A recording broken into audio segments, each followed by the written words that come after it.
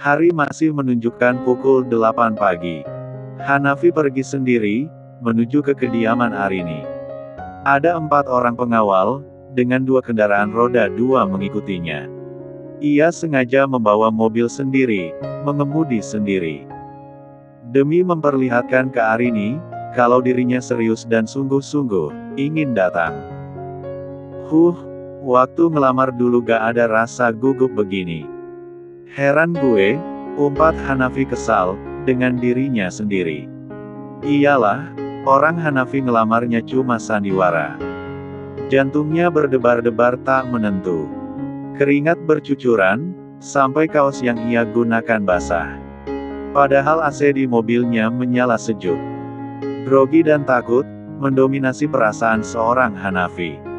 Laki-laki yang brutal dan arogan dengan karyawannya. Bahkan dengan lawan bisnisnya saja tak ada ampun. Tapi lembek, saat berhadapan dengan wanita yang ia cintai. Begitulah Hanafi. Gila, bisa sakit jantung gue kalau begini. Kenapa berdebar-debarnya kenceng banget sih? Ish, gerutunya lagi, menepuk dadanya yang terus saja berdebar-debar kencang. Cuma mau ketemu mantan istri doang, imbuhnya lagi bermonolog. Arini, lo bawa kemana sih, hati gue?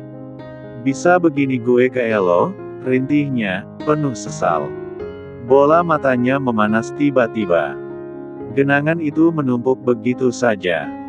Teringat, saat ia menamparkan Arini dengan begitu keras. Bayangan itu berkelebatan kembali dalam ingatannya. Go out. Tunjukkan ke arah ruang tamu, meminta Arini pergi siang itu, setelah ia menjatuhkan talaknya begitu saja. Mas, kamu salah paham. Jangan bicara saat marah. Itu. Pergi. Hanafi memejamkan matanya rapat, setelah menekan tombol otomatis pada kendaraannya. Ia usap wajahnya kasar, menggunakan kedua telapak tangannya. Kenapa menangis? Sakit? Tanya Hanafi dengan mata yang memerah. Akan aku tunjukkan, gimana rasa sakit yang sebenarnya. Hanafi menghunus tinjunya ke arah Arini. Membuat perempuan itu mundur perlahan, hingga punggungnya menempel tembok. Ia sudah siap, jika tinju itu akan mendarat di wajahnya. Arini hanya tersengal-sengal dalam tangisnya, dengan wajah berpaling dan terpejam raet matanya. Tapi, Arini membuka matanya, saat ia sudah merasakan tubuh lelakinya itu dekat, namun tak merasakan apapun di wajah atau tubuhnya. Tidak ada pukulan atau sesuatu yang menyentuh tubuhnya. Ia menoleh, dan mendapati tinju Hanafi menghantam tembok, tepat di atas kepalanya.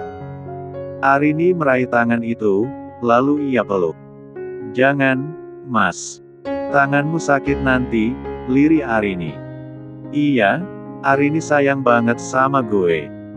Gue yakin, nyatanya dia gak mau gue sakit waktu itu. Goblok banget sih gue. Hanafi menghantam gagang setir kuat-kuat menyesali apapun yang tak ia sadari hari itu. Ia hanya mengedepankan ego, hingga lupa pada pikiran sehatnya. Ia hanya bisa marah-marah, tanpa meminta penjelasan terlebih dahulu dari sang istri. Padahal, Hanafi tahu kasus itu. Dan yang ia terima, video itu video yang sengaja Prayogi potong sebelumnya. Ternyata, ada seseorang yang memilikinya juga, dari CCTV lain di kamar Arini. Prayogi tidak tahu, kalau ada 2 CCTV yang terpasang di kamar Arini. Ia hanya mengambil salah satunya, lalu ia hancurkan, setelah mengirimkan datanya ke Wina hari itu. Sudah ia susuri semua ruangan, dan ia hancurkan semua CCTV-nya. Ternyata, ada satu yang tertinggal, dan datanya masih bisa diakses oleh seseorang yang kala itu berhasil mengirimkan video laknat yang akhirnya menghancurkan rumah tangga Arini dan Hanafi. Itu keterangan yang Hanafi dapatkan dari Prayogi. Kilas balik, lo gak nerima video seutuhnya, Han. Gue masih simpan video aslinya. Jujur, udah gue potong, waktu gue kirim ke Wina. Sorry.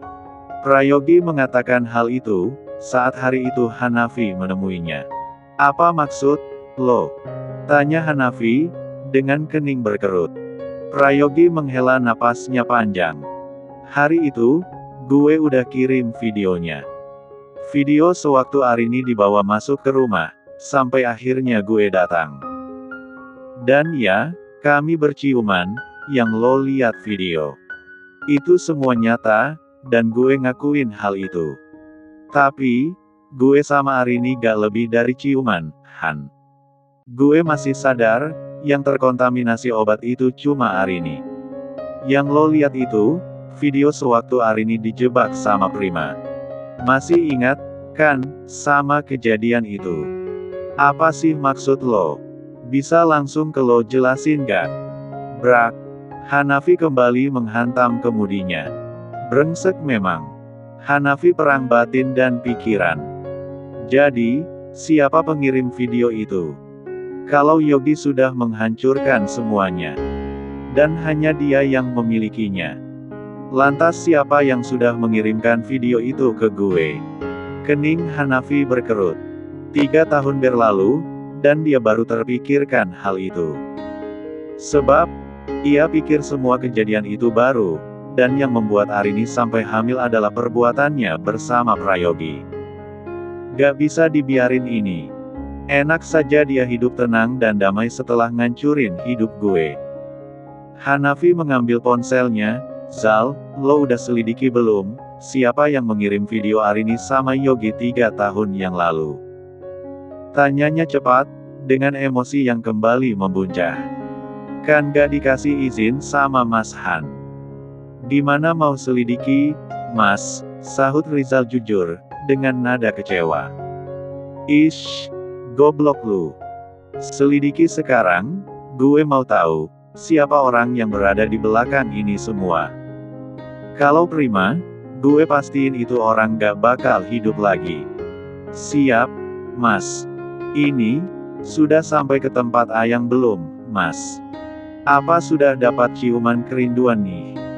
Kerja, gak usah kepo. Mau gue pecat? Sahut Hanafi, kembali gerah, teringat akan tujuannya pagi ini pergi ke Bandung, demi bertemu dengan kekasih hatinya, yang telah ia campakkan begitu saja, 3 tahun yang lalu. Hahaha. Siapkan mental, Mas. Kata Wina, kekasih Mbak Arini setiap hari datang soalnya. Mana maunya dekat-dekatan terus lagi, huhuhuhu. Panggilan itu mati begitu saja, setelah Rizal selesai berkata. Dasar Aspri gak ada akhlak. Awas lo Zal. Malah manas-manasin gue. Gak usah dipanasin, gue udah panas tahu. Dengar dari Oma, dia datang buat dikenalin sama keluarga Abi saja, engap di dada. Awas lo Bi. Berani sentuh-sentuh Arini, gue patahin tangan lo. Hanafi cemburu bukan main, ingin sekali dia secepatnya memisahkan Arini dari Abi. Ia bertekad, akan membuat Arini kembali padanya. Meski ia sendiri tidak yakin, akankah Arini memaafkan kesalahannya. Perjalanannya cukup jauh, dan ia membutuhkan waktu sampai 3 jam lebih, untuk ke sana. Karena itu, ia pergi sangat pagi tadi. Bawa bunga atau apa ya? Gumam Hanafi bimbang. Faira, dia pasti suka mainan. Ah, aku harus memberikannya mainan, lirihnya lagi, kemudian mencari toko mainan. Hanafi sendiri yang memilih, berbagai macam mainan anak perempuan, yang dibantu oleh pramuniaga toko. Ia tersenyum melihat beberapa mainan ada di mobilnya. Hal yang pernah ia impikan. Membeli mainan, untuk anak-anaknya. Semoga Faira suka, ucapnya, kembali menyalakan mesin mobilnya. Di toko bunga, Hanafi membeli bunga segar, yang ia tahu akan disukai oleh Arini. Setelah itu, kembali menata hati dan perasaannya agar tidak nervous saat nanti bertemu dengan wanitanya itu. Gini kali ya, kalau cinta. Mau ketemu aja, deg-degannya ngalahin genderang perang. pakai keringetan lagi. Sial, umpatnya pada diri sendiri. Sementara itu, Arini sedang sibuk di dapur, Wina di warung. Ada banyak pesanan setiap harinya.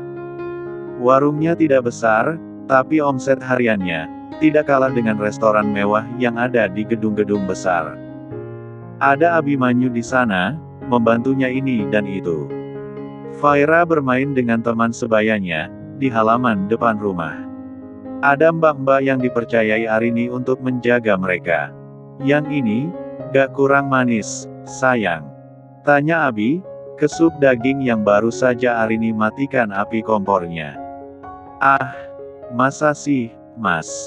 Coba, aku cicip dulu, sahut Arini, meraih sendok, dan mendekat. Ia ambil kuahnya, dan menyeruputnya. Tapi tiba-tiba, tangan Abimanyu mel satu engkar di P3 Ruth Arini. Dengan senyuman nakal, lelaki itu mem-3 lalu M3 ensifem pipi Arini dengan begitu lembut.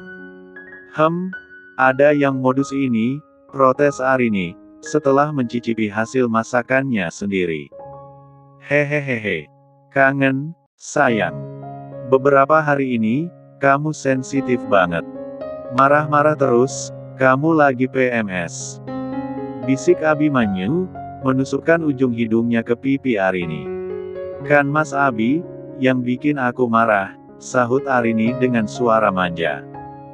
Iya, kan udah minta maaf, sayang. Janji deh, gak akan ngulangi lagi. Udah ah, ini sup ditunggu di warung, Mas. Cium dulu, please. Kangen banget, rengek Abimanyu memohon. No, gak ada cium-cium, sebelum kita menikah. Titik, sahut Arini, menyingkirkan tangan Abimanyu dari tubuhnya. Sayang, dikit aja, mohonnya lagi. Gak Mas. Mana ada ciuman sedikit. Dari tadi juga Mas Abi udah nyium pipi aku. Kan udah itu. Bip 1R sayang, mau dik 1 di situ. Ayolah, sebentar dong, 2 detik. Awas ah, minggir sana. Kuahnya panas ini, sahut Arini, menyingkirkan kembali tangan Abimanyu dari tubuhnya, sebab Abimanyu melingkarkan kembali kedua tangannya ke perut Arini. Please. Gak ada, Mas. Minggir, mau antar ini ke warung. Arini melenggang pergi membawa mangkuk berisi sup ayam keluar. Abimanyu hanya bisa mencebik, menatap punggung kekasihnya itu dengan lesu. Ia berkata jujur, sebab memang dia begitu merindukan wanita itu. Melihat Arini sejak datang tadi, ia sudah ingin sekali mencium leher jenjang wanita itu. Rambut yang dicepol tinggi, memperlihatkan leher Arini yang panjang dan jenjang. Tentu saja, itu membuat Abimanyu nyeri sendiri. Sayangnya, Arini bukan perempuan yang selalu mau ia ajak bercumbu bebas. Abimanyu ingat, saat tiba-tiba ia mencium lembut bibir Arini. Perempuan itu justru menangis, saat ia melakukan hal itu. Meski saat dicium pipinya Arini diam. Tapi Abimanyu tahu, sejatinya Arini tak menyukainya. Terlihat, saat Arini menghela napasnya berat dan kasar, saat Abi melakukan hal itu. Abimanyu akhirnya memilih mengerjakan sesuatu, untuk membantu perempuannya itu. Ia sengaja datang, dan tidak masuk kantor, demi bisa bersama wanita itu seharian. Tapi tetap saja, perhatiannya selalu tidak mendapatkan respon yang ia harapkan. Selesai, sayang? Tanya Abimanyu, saat Arini kembali. Sedikit lagi, Mas. Menu makan siang, belum disiapkan juga. Mas Abi kalau mau pulang gak apa-apa. Mau, pergi ke kantor, kan? Sengaja loh, ngelibur hari ini, demi bareng sama kekasih tercinta. Saking udah gak sabarnya, pengen tiap hari bareng, sahut Abimanyu, menatap serius dengan mata teduh ke Arini. Arini tersenyum getir, membalas tatapan lembut Abimanyu. Sabar ya, Mas. Aku belum siap sama sekali. Masih bisa sabar, kan? Sahut Arini, mengusap lembut sisi wajah Abimanyu. Mendapatkan itu, Abimanyu memonyongkan bibirnya, seraya memejamkan matanya. Berharap Arini akan memberikan bibirnya untuknya. Sayangnya, Arini hanya menghela napas, lalu berlalu dari sana. Ia memilih berlalu meninggalkan lelaki itu begitu saja. Dan kembali berjibaku dengan tugas-tugas pekerjaannya. Abimanyu mengernyit, saat ia lama terpejam, tapi tak merasakan apapun di ujung bibirnya. Cih, mahal bener emang ini wanita. Bisa gila gue, kalau gagal nikahi ini wanita, umpat Abimanyu, mencebik kesal. Tapi ia meredam semuanya, dan memilih duduk bersama Arini, dan membantunya untuk menyiapkan bahan-bahan yang sedang Arini siapkan untuk masakannya. Kamu mendingan pulang deh, Mas. Ini pekerjaan yang sangat menyebalkan dan membosankan, kalau buat kaum lelaki. Kecuali dia memang chef, yang hobi dan pekerjaannya di dunia perdapuran, ujar Arini. Selama itu ada di dekat kamu, bagiku enjoy dan menyenangkan sih. Kamu bosan ya? Aku temenin. Jawab Abimanyu, sedikit tersinggung. Bukan begitu, Mas. Aku takut aja, kamu yang akan merasa terabaikan, karena aku sibuk dengan pekerjaanku. Maaf, tapi karena memang ada banyak pesanan, dan memang kalau hari kerja begini, ramai terus warungnya. Jadi, bukan niatku buat nyuekin Mas Abi. Hanya ya, memang seperti ini pekerjaanku. Arini mencoba menjelaskannya. Kamu gak berminat buat nyari orang yang bantu-bantu di dapur, sayang. Apa mau aku bantu buat nyari? Biar kamu gak capek banget, kan? Usul Abimanyu serius. Arini tertawa kecil, seraya menyiangi daun bayam, yang akan ia gunakan untuk sayur siang nanti. Abimanyu menatapnya dengan penuh perhatian. Aku serius, sayang. Capek banget melihat kamu setiap hari seperti ini. Kerja sendirian, tanpa asisten sama sekali, ucap Abimanyu, menunjukkan perhatiannya. Iya, Mas. Memang capek sih. Tapi aku suka, dan menikmatinya. Arini jujur untuk hal itu. Dan ya, kalau weekend, aku juga gak terlalu capek kok. Karena semua mintanya catering dan jumlahnya gak banyak. Tapi ya, tetap saja, aku suka mengerjakan semuanya. Apa sih, yang bikin kamu suka melakukan pekerjaan melelahkan ini, sayang? Apa ya? Awalnya Arini tiba-tiba menarik napasnya panjang dan dalam. Awalnya ya, karena terpaksa, Mas. Bingung, mau ngapain kan? Coba usaha ini itu, tapi belum pas. Nah, pas buka ini, kok ternyata banyak yang suka. Dari mulut ke mulut, kok banyak yang datang. Ya udah, sampai sekarang, alhamdulillah. Kamu emang suka masak, dari dulu? Tanya Abimanyu serius. Hehehehe. Aku kuliahnya di akuntansi, Mas. Hahaha. Gak nyambung, iya. Arini tertawa, menyimpan kepedihan hatinya, sebab harus teringat akan Hanafi. Iya, alasan satu-satunya ia kursus memasak hanya untuk lelaki itu. Ia ingin mempersembahkan yang terbaik untuk sang suami, kala itu. Hanafi bahkan membayar mahal beberapa chef, untuk private Arini belajar memasak. Jadi, tidak heran, kalau masakan Arini sekelas restoran mahal rasanya. Semuanya, memang berkat campur tangan Hanafi juga. Oh, gitu. Jadi, pinter masak, dari mama. Atau, pernah kursus, Mas. Private gitu, di rumah, sahut Arini cepat. Wow, keren ih, pantesan masakannya gak pernah gagal, puji Abimanyu. Gak juga, Mas. Kalau gagal, mah, sering jugalah. Ya coba lagi. Mas Han. Aku dulu kursus masak, buat dia. Maksudku, Mbak Arini. Arini menoleh, sebelum ia melanjutkan kalimatnya, yang dengan gugup ia ungkapkan ke Abimanyu. Sebab tiba-tiba Wina datang, di pintu dapur, yang menuju langsung ke warung. Abimanyu menghela napasnya kasar, melihat sosok yang berdiri di belakang Wina. Sementara Arini terpaku dalam diam. Bergeming di tempatnya, menatap lelaki yang baru saja namanya ia sebut di depan Abimanyu. Sorry, Mbak. Aku. Gak apa-apa, Win. Kamu boleh lanjutkan pekerjaan kamu, sahut Arini, segera menguasai keadaan. Wanita itu segera berdiri, lalu mendekat ke Abimanyu dan menautkan jari jemari tangan mereka.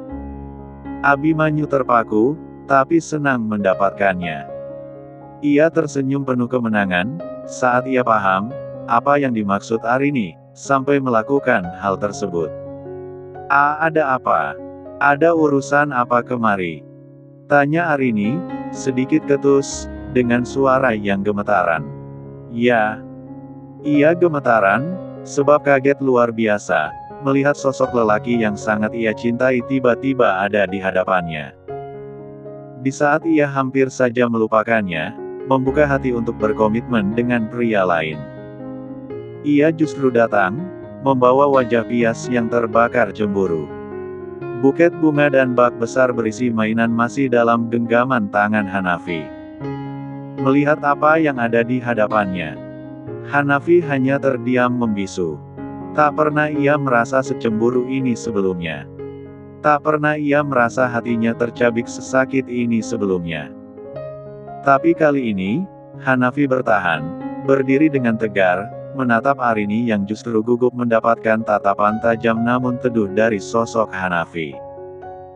Aku mau minta maaf, ucap Hanafi, dengan bibir yang gemetar, tapi suaranya cukup jelas dan tegas. Hah? Apa? Bisa kamu ulangi? Kata-katamu tidak jelas barusan, sahut Arini, ingin menangis sekarang juga. Seorang Hanafi, yang selama 3 tahun ini tak pernah menampakkan batang hidungnya. Kini tiba-tiba saja datang, dengan wajah dingin dan datar, tapi sorot matanya menyiratkan kesedihan. Meminta maaf dengan sengaja, ke perempuan yang 3 yang lalu ia usir dengan hina. Arini Indriani, aku, Hanafi Dharmawangsa Satria.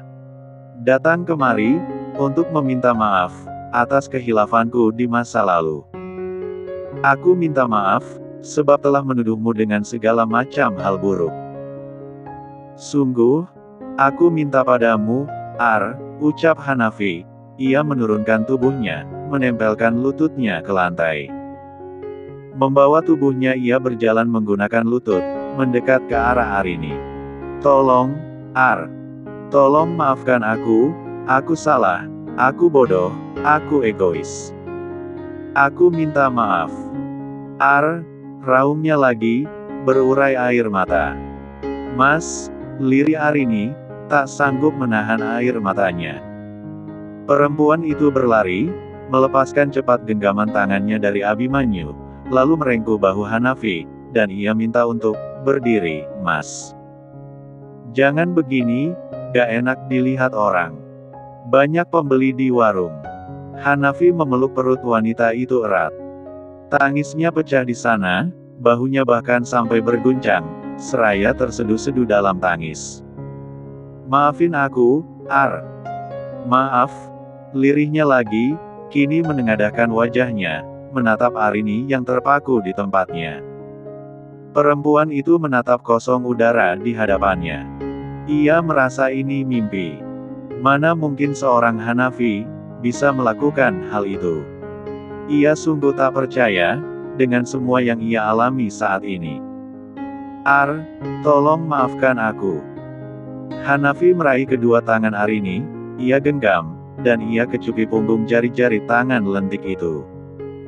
Air mata Hanafi sampai membasahi tangan Arini. Aku minta maaf, Maaf.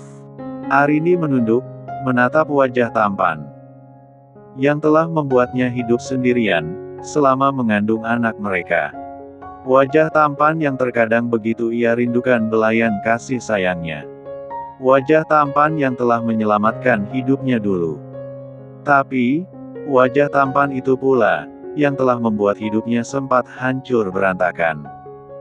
Aku sudah memaafkanmu, Mas. Sudah, jangan dipikirkan lagi.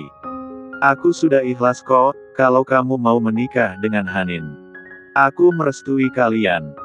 Toh, hubungan kita memang sudah berakhir sejak dulu. Kalau tujuanmu itu datang ke sini, aku sudah tuntaskan. Kamu bisa pulang, dan melanjutkan hidupmu lagi. Semoga kamu bahagia, ya Mas. Arini menyahut, seraya mengusap wajah Hanafi dengan sangat lembut. Hanafi menangkap tangan itu lagi, dan ia kecupi telapak tangan itu penuh sayang. Tangisnya belum berhenti, dan sesekali ia peluk erat tubuh itu. Ia belum mau berdiri, dan memilih berlutut, dan memeluk perut Arini. Kini, ia cium perut itu, dan tangisnya kian terseduh di sana. Maaf, karena tak mendampingimu, saat kamu mengandung anak kita. Maaf, karena tidak pernah ingin tahu keadaanmu. Maaf, karena Mama. Atensi ketiga orang di ruangan itu teralihkan, dengan kehadiran suara Faira. Hanafi memandangi wajah gadis kecil itu dengan senyuman getir. Tangannya terulur, menuju ke Faira. Sayang, sini nak, panggilnya, dengan suara yang begitu lembut. Ini papa, sayang. Sini, peluk papa, nak.